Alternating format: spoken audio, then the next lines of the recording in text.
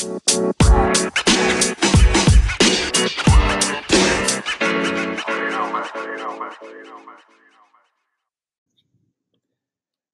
right, everyone. Welcome back to another episode of the Business Blast podcast. I'm your host, Tyler Wagner.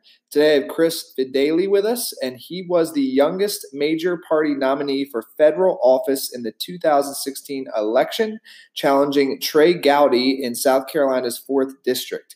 He now co-hosts a podcast on South Carolina politics called Podmetto and works as a public defender in Greenville County. So welcome to the show, man. Thanks for having me. It's awesome to be here. Of course. Grateful to have you on. So, Chris, the first one that we ask on this show is, what is the best story from your life that has an underlying valuable message?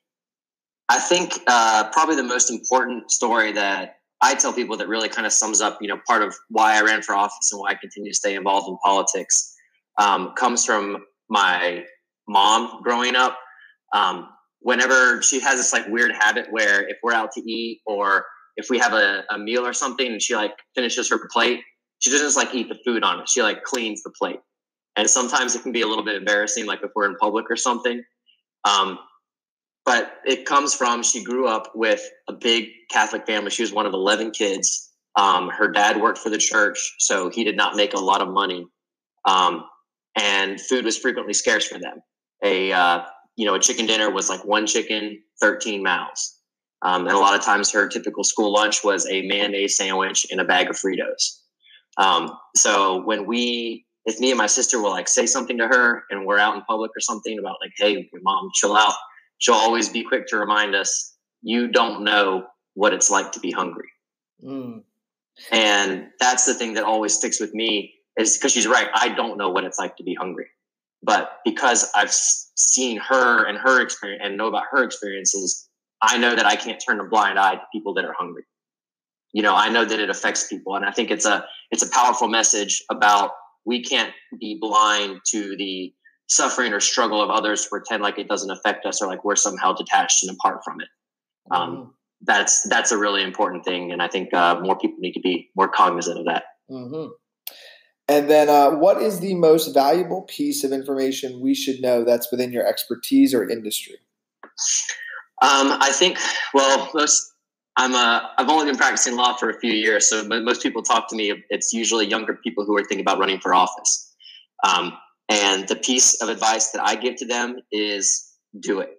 The old Gandhi quote of we be the change that you want to see in the world. It's totally true. Don't wait for anyone else.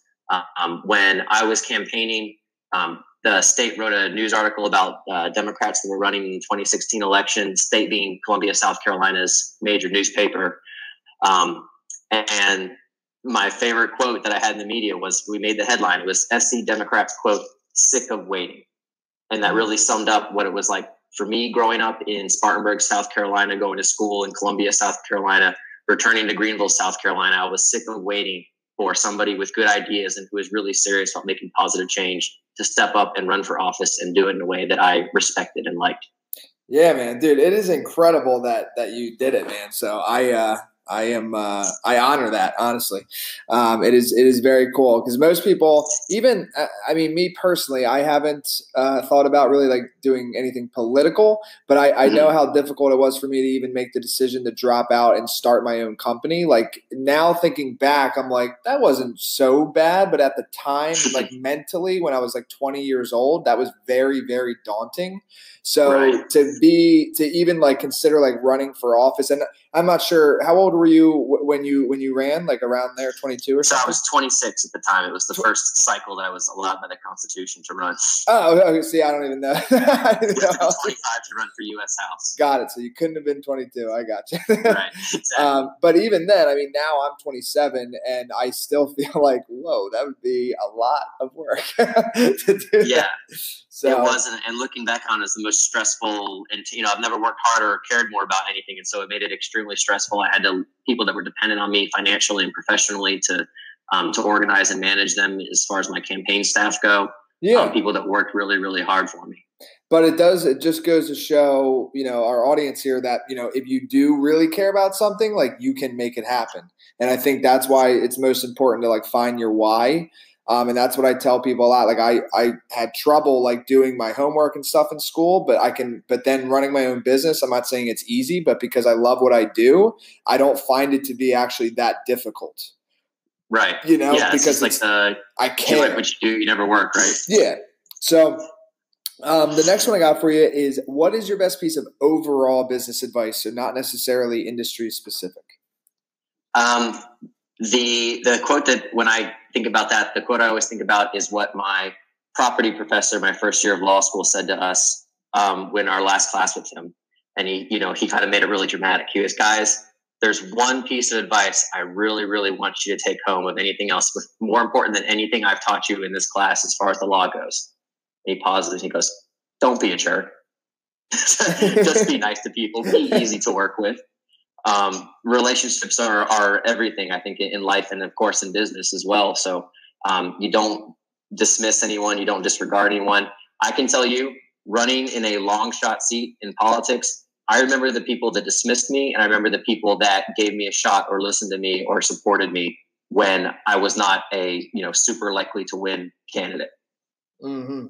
Yeah, and I'm with you, man. Relationships, I think, are everything. And there's like that Ralph Waldo Emerson quote where you can learn something from every man.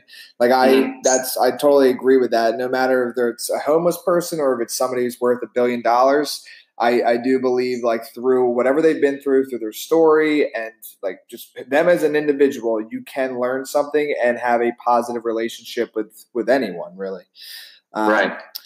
So I'm curious on your answer to this next one. If you could give your younger self one piece of advice, what would that be? Ooh, that's a deep one, because there's you always want to like say, hey, I lived my life with no regrets. I didn't make any wrong decisions. But I would definitely say I wish, as far as the run for office goes, I would have planned more and done more work in advance. It's kind of like a cardinal sin to even admit that you were not perfectly organized, but that's the reality of it. Behind the veil, behind the curtain in politics, you realize that there is no such thing as magic, and it's a lot of people just working their tails off because they really believe in something.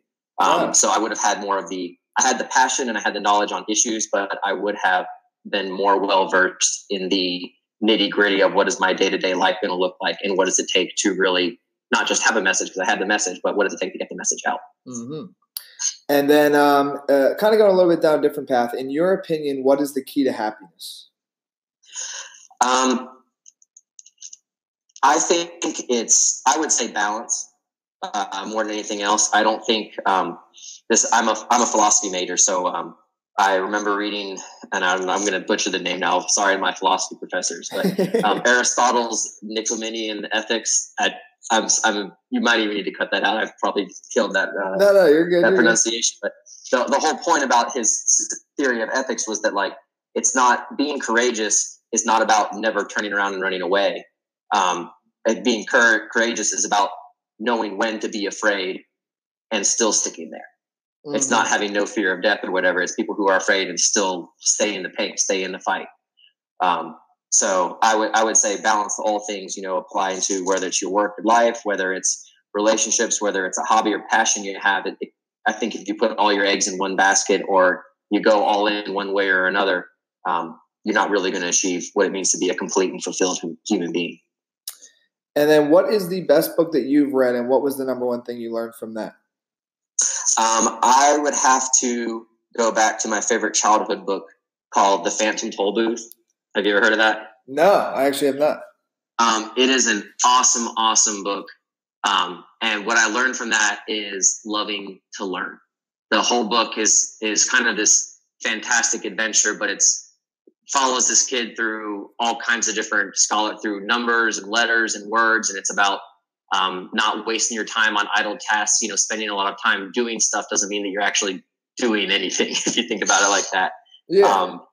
And it's about really just having a passion for learning, and it's the kid's passion for not just learning, but appreciating all the different things about the world, to not just like having knowledge given to you by somebody else, but going out and experiencing things and gaining knowledge that way. It really captured my imagination as a kid, and it really inspired me to be like, it's cool to learn. I want to be this guy that keeps learning about things, about the world around him. And then what is your favorite quote and why? My favorite quote is going to be from my favorite philosopher. His name was Bertrand Russell. He's a 20th century philosopher from England. And he wrote an essay called The Good Life. And the thesis of that essay, which has kind of become my personal mantra since I first read this book, like in high school, but it's the good life is one inspired by love and guided by knowledge. Meaning that you experience and feel love as a powerful emotion and empathy and compassion and things like that. But your actual actions are not just guided by that. It's guided by knowledge, by facts, by how do you best effectuate your love for others or, other living things, whatever it is. You use knowledge to guide, hone, and fashion that. Well, listen, thank you so much for coming on. The last one that I got for you, I'm sure our audience is curious, is where can our audience best find you online? So please, by all means, subscribe, like, and follow Podmetto Politics. I didn't even get to plug it yet, but Podmetto Politics is the podcast that I work on right now. It covers South Carolina politics. Myself and my co-host, Jared Wiggins, started that because we did not think there was an outlet for particularly younger people to get engaged in South Carolina politics and hear what it's like behind that curtain. So that's what Podmetto is all about. We have really fantastic people we bring on an interview. You can find us online, Podmetto Politics. We're available on all platforms where you can find podcasts. You can also find us on Twitter and Facebook as well at Podmetto. That's Podmetto. Perfect, man. Thank you again for coming on. Thank you so much, Tyler. I really appreciate it. The podcast you just heard was made using Anchor. Ever thought about making your own podcast? Anchor makes it really easy for anyone to get started. It's a one-stop shop for recording, hosting, and distributing podcasts. Best of all, it's 100% free. Sign up now at anchor.fm/new. That's anchor.fm/new to get started.